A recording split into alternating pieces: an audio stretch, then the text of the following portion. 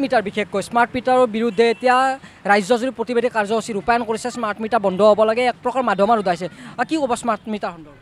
চাওক, মূল্য বৃদ্ধিয়ে কঙা কৰে ৰাইজক আৰু এটা মাধমাৰ দি পেলাই এইবাৰ স্মাৰ্ট মিটাৰ বহুৱালে।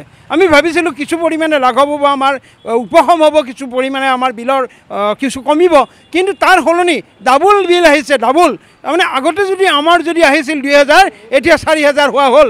সেইকাৰণে কৈছোঁ, মুখ্যমন্ত্ৰী মহোদয় আপুনি যিমানে নকওক আমাক স্মাৰ্ট মিটাৰ নালাগে, আৰু যোনেই নকওক, যোন মিনিষ্টাৰেই নকওক, আপোনালোকৰ দোহাই দি কৈছোঁ মই, আপোনালোকৰ চেনেলৰ যোগেদি অতি সোনকালে এই স্মাৰ্ট মিটাৰ উঠাই ল'ব লাগে। আগৰ যি মিটাৰ আছিল, পুৰণা মিটাৰ, সেইবিলাক বাহাল কৰক, নহ'লে আমাৰ দুখীয়াৰ যি অৱস্থা, এই অৱস্থাই আমাক এতিয়া পানীত হানচলা কৰিব। ইফালে মূল্যবৃদ্ধিৰ যিটো আপোনাৰ অবিচাৰ, মূল্যবৃদ্ধিৰ যিটো এটা মাধমাৰ, সেই মাধমাৰত কঙা হৈছে অসমৰ ৰাইজ, ভাৰতবৰ্ষৰ ৰাইজ। সেইকাৰণে কৈছোঁ যে অতি সোনকালে সমগ্ৰ ভাৰতবৰ্ষৰ পৰাই, আমাৰ অকল গুৱাহাটী বুলি নহয়, সমগ্ৰ ভাৰতবৰ্ষৰ পৰাই স্মাৰ্ট মিটাৰ উঠাব লাগে। আৰু কিছু পৰিমাণে মই ভাবোঁ যে এটা অংশক, এটা খণ্ডক ধনী কৰা হৈছে, আৰু সেইকাৰণেই এই স্মাৰ্ট মিটাৰত কিবা অংকৰ জড়িত হৈ আছে নেকি, কিবা পকেটত গৰম হোৱাৰ অংক। সেইকাৰণে কৈছোঁ যে মুখ্যমন্ত্ৰী মহোদয় অতি সোনকালে স্মাৰ্ট মিটাৰ বন্ধ কৰিব লাগে, আৰু আমাৰ যি মূল্যবৃদ্ধিৰ যি কঙা কৰিছে আমাৰ ৰাইজক, এটা সকাহ দিব লাগে, আৰু পুনৰ আগৰ মিটাৰ বাহাল ৰাখিব লাগে। মিটাৰটো হ'লে ভাল হয়, কাৰণ এতিয়া স্মাৰ্ট মিটাৰ আগতে আহিছিলে আমাৰ 200-250 টকা, এতিয়া 500-550, কোনোবাটো এতিয়া গৰমৰ দিন পৰিছে 600 আহি যায়। কাৰণ ইমান দিবতো আমাৰ সক্ষম নাই, আমি দুখীয়া মানুহ। কাৰণ বস্তু বাহিনীৰো দাম বাঢ়ি গৈছে, পিঁয়াজৰ দাম হৈ গৈছে 60 টকা, আলুৰ দাম হৈ গৈছে 40 টকা, আৰু ইমানখিনিতো আমাৰ কিনিবৰ সক্ষম নাই ন। আমিতো আৰু সিমান দৰমহা নাপাওঁ, আমি দিন হাজিৰা কৰা মানুহ। এটা স্মাৰ্ট মিটাৰ নালাগে আমাক, আগৰ নৰ্মেল মিটাৰটো হ'লে ভাল হয়। আৰু মানে স্মাৰ্ট মিটাৰ অহাৰ পিছত সৰ্বসাধাৰণ ৰাইজৰ প্ৰতি মাধমাৰটো বেছি হৈছে।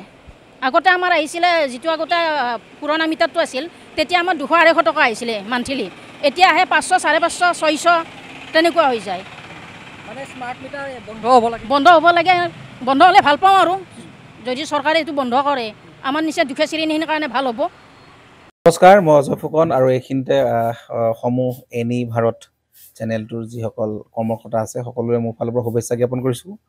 অসমৰ আচলতে সংবাদ জগতত নতুনকৈ আচলতে এটি আত্মপ্ৰকাশ ঘটিছে আমাৰ নিউজ চেনেল এনি ভাৰত, আৰু এনি ভাৰতৰ এটা খুব ধুনীয়া এটা অনুষ্ঠান হ'বলৈ গৈ আছে।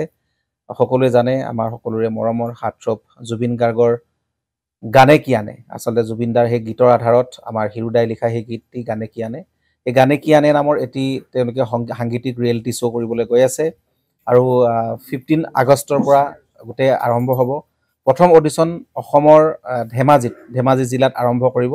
গতিকে সমূহ যিসকল প্ৰতিভা আছে, যিসকলে গান ভাল পায়, যিসকলে তেওঁলোকৰ নিজৰ প্ৰতিভা আচলতে দেখুৱাব বিচাৰে, এই ৰিয়েলিটি শ্ব'ত গানে কি আনে এই প্ৰতিযোগিতাত অংশগ্ৰহণ কৰক, আৰু খুব ধুনীয়া আপোনালোকে সুবৰ্ণ সুযোগ লাভ কৰিব। লগতে ইয়াতে পুৰস্কাৰ আছেই, বিভিন্ন ধৰণৰ উপহাৰো আপোনালোকে লাভ কৰিব, আৰু লগতে এগৰাকী প্ৰতিষ্ঠিত আচলতে এগৰাকী শিল্পী হিচাপে অসমৰ সাংস্কৃতিক জগতত আপোনালোক প্ৰতিষ্ঠা লাভ কৰিব। গতিকে গোটেই অনুষ্ঠানটোলৈ মোৰ ফালৰ পৰা শুভকামনা থাকিল, আৰু লগতে এই অনুষ্ঠানটোত আপোনালোকে অংশগ্ৰহণ কৰিব। আমিও আছোঁ, আৰু সকলোকে আমি লগ পাম। ধন্যবাদ।